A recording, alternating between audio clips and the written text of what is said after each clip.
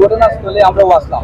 মানে আমি বাংলাদেশে হওয়ার সময় দুইটা গাড়ি পিছনে আসলো, তোমার জাম ব্লক দেখছি, তখন তাড়াতাড়ি আইছি। এই যে ঘটনা দেখছি, এক টু জেড ঘটনা হইল গিয়া এই টিপারে যে অবৈধ কাজ করতে আপনার অন্যায়ভাবে এটা মানে তার বল।